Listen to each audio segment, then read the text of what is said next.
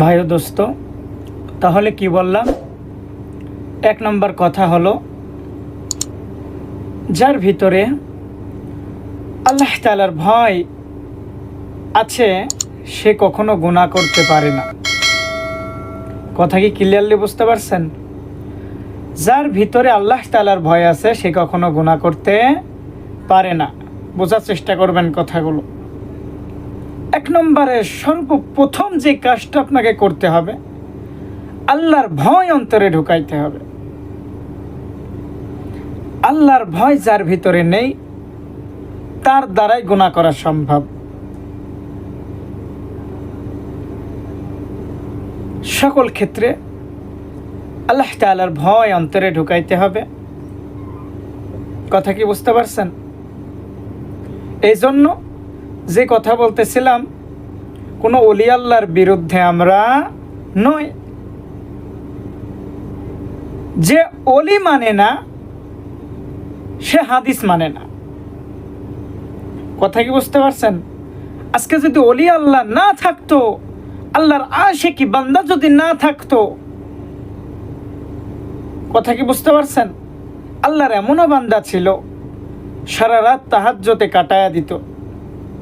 আল্লাহর এমনও বান্দা ছিল সারা রাত কোরআন তেলাওয়াত করত। সেই সমস্ত ওলামা একরামের নেক দুআয় মহব্বতে আজকে বাংলাদেশে হাজারো ওলামা একরাম কি হচ্ছে, বাড়তে যাচ্ছে। কাদের দোয়ায়? আজকে ওলি আল্লাহর দোয়ায়। আমরা অতএব যারা ভুল সিদ্ধান্ত নিচ্ছেন,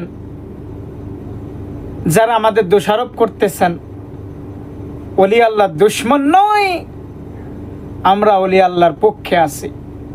তবে দেখতে হবে সে ওলি আল্লাহ, সে আল্লাহর ওলি আদৌ কি আল্লাহর ওলি ছিল কিনা। প্রকৃত যারা আল্লাহর ওলি তাদের পক্ষে আছি। তবে সাবধান, ভণ্ড ওলির বিপক্ষে গিয়ে খাঁটি আল্লাহর ওলির কাছে যদি গিয়ে বিয়াদবি করো, বরদুয়া তোমার লাগবে। কথা বুঝতে পারছেন? এই জন্য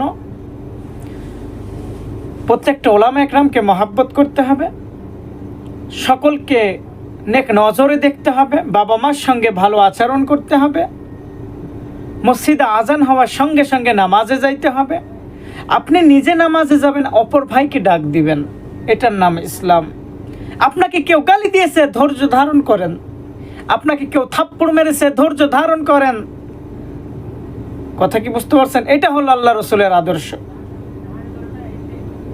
ভাই ও দোস্ত, এই দুনিয়াটা সীমিত সময়ের জন্য।